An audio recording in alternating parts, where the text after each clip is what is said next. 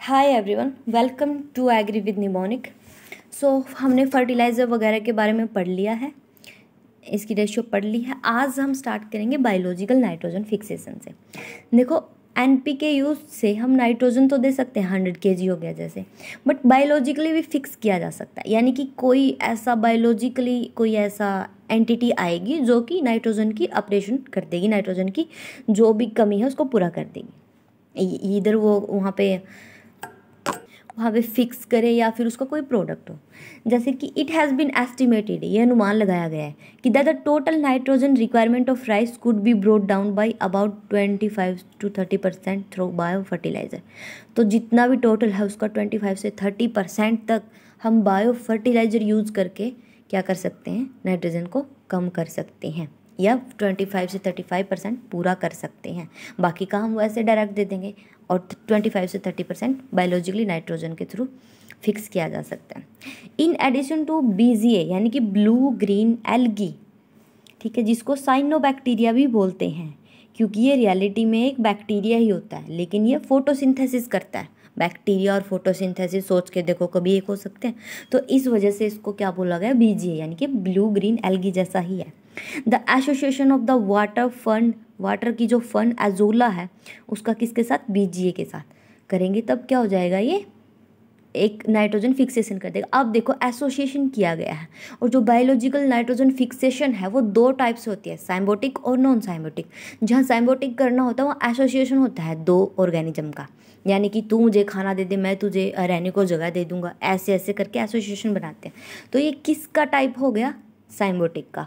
और वहीं अगर हमने, ये तो क्या है, अजोला क्या है, बीजीए क्या है, एल्गी है जो कि पानी में होगी। यानी कि लो लैंड कंडीशन में अगर लो लैंड कंडीशन में अगर क्रॉप कल्टीवेट की जा रही है, राइस कल्टीवेट की जाए, तो इस वजह से कर सकते हैं हम नाइट्रोजन फिक्सेशन।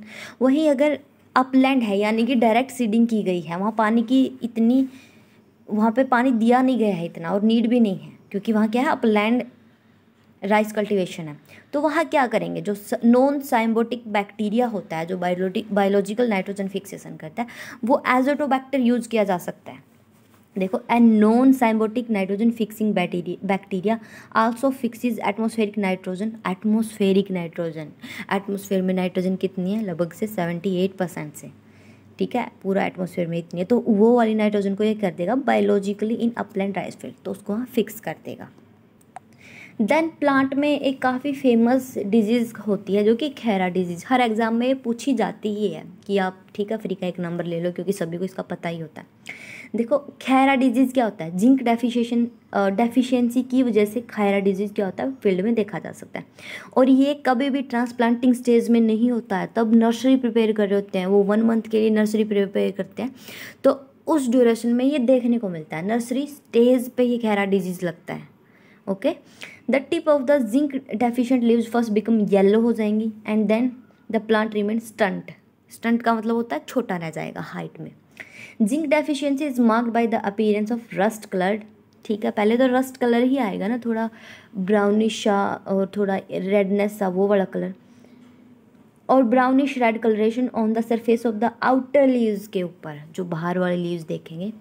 और ये जो जिंक डिजीज़ है, ये सबसे पहले रिपोर्ट किसने की थी, वायल नेने ने। कब की थी, 1966 में। कहाँ पे, पंतनगर उत्तराखंड में, वहाँ पे इसको रिपोर्ट किया गया था सबसे पहले। It is manage by the spray of 5 kg zinc sulphate at nursery stage, ठीक है। अब जिंक की डेफिशिएंसी से हो रही है, तो उस टाइम भी वहाँ पे एक स्टोरी है कि कुछ जो उनके वर्कर थे वायल नेने, जो वहाँ पे डिस्कवरी कर रहे थे, वो कुछ जिंक से भरे हुए सैक होती है वो लेके जा रहे थे, वो सडनली वहाँ पे गिर गई।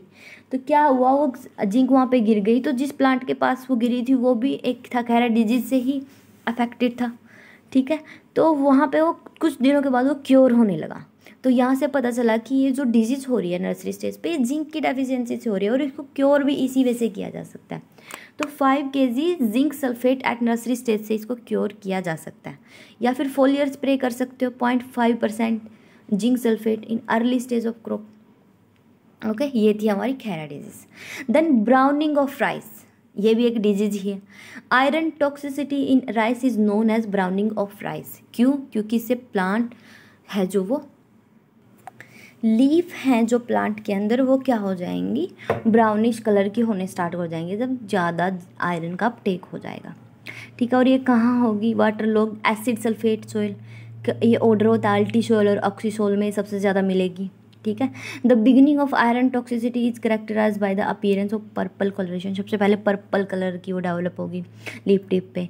And finally has scorched appearance. Scorched appearance क्या होता है, जलने के बाद या फिर ज़्यादा ही वहाँ पे आग सी लग जाती है किसी एरिया में, तो जलने के बाद वो जैसी अपीयरेंस ही देने लगता है ना, उसको बोलते हैं स्कोर्ज appearance.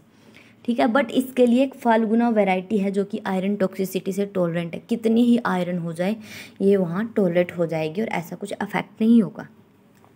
Then silicon in rice, as you know कि सिलिकॉन एक बेनिफिशियल न्यूट्रिएंट है, यानी कि अगर ये प्लांट में अवेलेबल हो, प्लांट को अवेलेबल करवाया जाए तो इससे कुछ बेनिफिट हो सकते हैं, बट अगर ये अवेलेबल ना हो प्लांट के लिए तो भी वहाँ पे कुछ ऐसा नुकसान नहीं होगा, लेकिन ये बेनिफिट करता है, तभी ये इसेंशियल न्यूट्रिएंट की कैटेगरी में नहीं है। वो तो ज़रूरी होता है, उसकी डेफिशिएंसी से तो प्लांट एक काफ़ी प्लांट का मतलब लॉस हो सकता है, कुछ भी इल्ड लॉस हो सकता है, तभी तो वो इसेंशियल, लेकिन ये बेनिफिशियल होता है। ठीक है, silicon is regarded as essential nutrient in rice production. Silicon deficient plant are soft and droopy. ठीक है, सिलिकॉन राइस में यूज होता है। Silicon supply mostly required during the panicle initiation stage. Panicle initiation stage पे ही सबसे ज़्यादा required, because during this stage root activity is relatively reduce and the rate of transpiration is high. ठीक है, transpiration क्या होता है, वाटर का लॉस होना। ठीक है, it has been notice that silicon provide thick cuticle layer. ठीक है, तो सिलिकॉन क्या करेगा, thick cuticle silica layer develop कर देगा, जिससे प्लांट में ट्रांसपीरेशन लॉस कम होगा। एक तो होता है कि पानी वेपर की फॉर्म में भी जा रहा है, एक होता है कि पानी वो इवेपो ट्रांसपीरेशन होता है, तब इवेपोरेशन भी होता है और ट्रांसपीरेशन प्लांट से भी होता है। तो ट्रांसपीरेशन टोटली ही प्लांट वाटर का लॉस फ्रॉम द प्लांट से जितना लॉस होता है, क्योंकि वो रूट के थ्रू अपटेक करता है और लीफ में स्टोमेटा होता है, उसके थ्रू क्या हो जाता है, वाष्प हो जाता है वो वाटर। ठीक है, वेपर फॉर्म में। तो अब ट्रांसपीरेशन ज़्यादा होगा, स्टोमेटा ज़्यादा ओपन होंगे, तो क्या करता है, एक thick cuticle silica layer up develop कर देता है, किसके ऊपर, लीफ के ऊपर, जिससे क्या हो जाता है, ये इतना लॉस नहीं हो पाता है। Which function as a barrier against attack by insect pest. ठीक है, अगर थिक क्यूटिकल सिलिका लेयर होगी, ठीक है, तो क्या होगी, इंसेक्ट भी वहाँ पे इजीली पेनिट्रेट नहीं कर पाएगा। Silica deficiency can be corrected by application of basic slag. Basic slag में 5 से 28% तक सिलिका मिलेगा। ठीक है, because basic slag is most common source of calcium silicate, इसमें कैल्शियम भी होगा और सिलिकेट भी होगा। देन उसके बाद है वीड मैनेजमेंट। देखो वीड, इसमें 2 वीड काफ़ी फेमस हैं जो कि पूछे जाते हैं, एक्नेकोला क्रिसगैली और एक्नेकोला खोलोनम। देखो गली होती है ना, गली, आपका यार्ड मीन्स आंगन, जो आगे का एरिया होता है छोड़ देते हैं खाली, यार्ड आंगन, तो गली के पास ही होता है ना, तो बार्न यार्ड ग्रास किसे बोलते हैं, एक्नेकोला क्रस गली को, ऐसे याद कर सकते हो। अब बचा हुआ क्या रह गया, जिसको वाइल्ड राइस बोलते हैं, कोलोनम। ठीक है, are major weed in rice. The weed problem is less in low land transplanted rice, क्योंकि लो लैंड में क्या होगा, वाटर लॉग्ड कंडीशन होगी, वाटर लॉग्ड में ठीक है राइस तो सस्टेन कर सकता है, लेकिन अदर वीड नहीं कर पाएंगे। तो कंपेयर टू अपलैंड, तो अपलैंड में क्या होगा, ऐसा पानी की सिचुएशन होगी नहीं, वाटर लॉग्ड होगी ही नहीं, तो वहाँ पे ये वीड सबसे ज़्यादा देखने को मिलते हैं अपलैंड डायरेक्ट सीडेड में। देखो हर्बिसाइड कौन से यूज़ कर सकते हैं, बेंथोकार्ब यूज़ किया जा सकता है, लेकिन इसमें जो मेन है याद रखने वाला वो है propanil. Propanil at the rate 3 kg per hectare is applied at 1 week after transplanting. Transplanting के 1 वीक बाद ही दे दो, और ये कौन सा है, पोस्ट एमरजेंस ऑफ वीड है।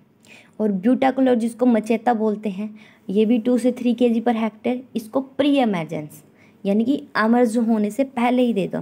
Weeds have not emerge in field, ठीक है नहीं है, लेकिन हमें पता है कुछ टाइम के बाद वीड को होना ही है, तो उससे पहले ही दे दो। It is effective to control both annual grasses, ठीक है एनुअल ग्रासेस होती हैं, या फिर ब्रॉड लीव्ड, एज पर जहाँ वाटर लॉग टाइप कंडीशन होती है, वो ब्रॉड लीव्ड वीड सबसे ज़्यादा ग्रो होते हैं। As pre emergence of weed, because emerge weed are not killed, pre emergence वाले किल हो जाएंगे, एमर्ज के बाद नहीं होंगे, तो ये क्या है, ब्यूटाक्लोर पहले ही दे दो। उसके बाद ब्यूजनिंग क्या होती है, it involve cross ploughing of the young crop. कैसे? जैसे ये एक फील्ड है, ठीक है, इसमें ये क्या है, क्रॉप लगी है। अब प्लो के साथ फार्मर यहाँ आया, ठीक है, यहाँ किया, यहाँ किया, अब क्या करेगा, यहाँ जाएगा, फिर यहाँ जाएगा, यहाँ जाएगा। देख, तो ब्यूजनिंग का क्या मतलब है, क्रॉस प्लोइंग करना। हुई ना, ये देखो सामने भी गया, फिर ऊपर से भी, नीचे से भी, हर जगह से करके आया, अपने जितनी भी प्लोइंग थी उसने सारे वीड हटा के आए। तो it involve cross ploughing the young crop 4 to 6 week after sowing with a light country प्लो।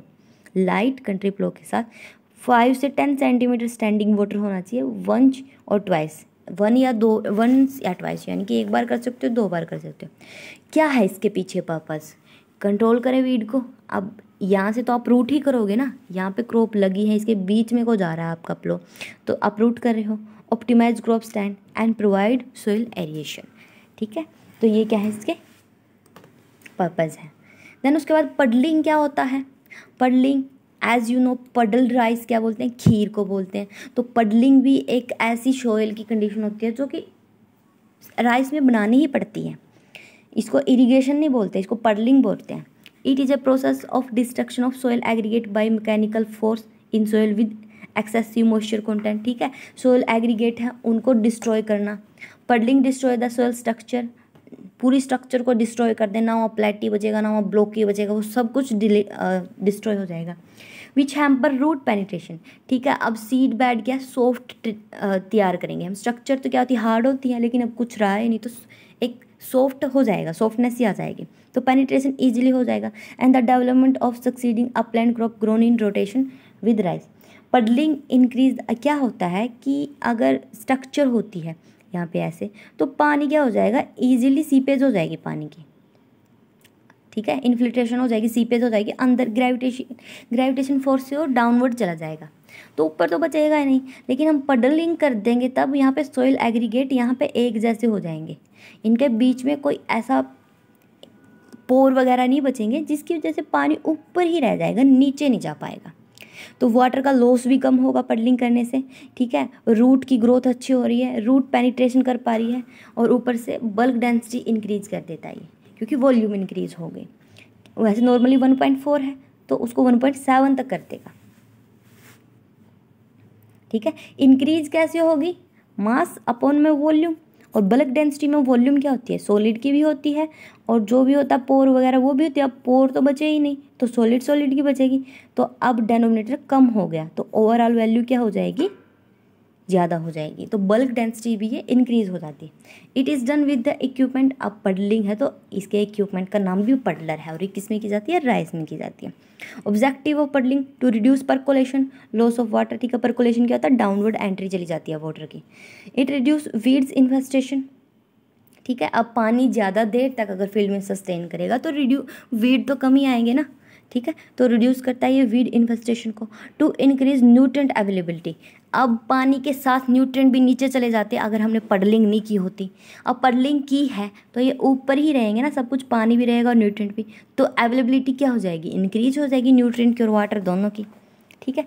अब देखिए क्रिटिकल स्टेज ऑफ वाटर क्या होता है, क्रिटिकल की यहाँ तो देना ज़रूरी है अगर ये स्टेज आ जाए।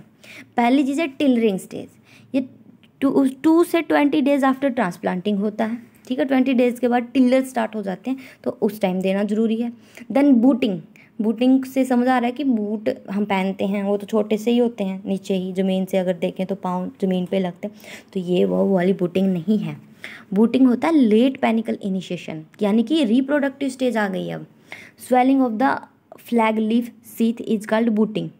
अब जो स्वेलिंग होगी फ्लैग लीफ की उससे पैनिकल बनेंगे, पैनिकल से आगे ग्रेन बनेंगे, तो उसको बोलते हैं booting. It is most critical stage for water in rice crop, ठीक है। एज यू नो कि हमने पीछे पढ़ा था सिलिका क्यों ज़रूरी था, क्योंकि ट्रांसपिरेशन ज़्यादा हो रहा था, ठीक है, रूट तो अच्छे से सस्टेन नहीं कर पा रहे थे, तो इस वजह से सिलिका भी ज़रूरी था। और बूटिंग स्टेज क्या होती है, पैनिकल इनिशिएशन की, ठीक है। तो ये थे कुछ मिसलेनियस से इम्पोर्टेंट से टॉपिक जो कि नेमराज सुंडा बुक में बीच में ही दिए हुए हैं, ये नेमराज सुंडा बुक है बाकी। और इसी में अगर कुछ ऐसे इंपॉर्टेंट टॉपिक होते हैं जो कि ना दिए होते हैं, और जो अरुण कात्यान हो गया या अदर कोई रिसोर्स हो गया या फिर कोई ऐप हो गई लाइक जैसे ICR वेबसाइट होगी या IARI, मैं वहाँ से भी लाके इसी के अंदर सब कुछ लिख दे रही हूँ और यहीं से पढ़ा रही हूँ। सो कल हम पढ़ेंगे method of rice cultivation, like कि नर्सरी किस वे से प्रिपेयर करनी चाहिए। ठीक है, आई होप कि आप लोगों को ये समझ आ गया।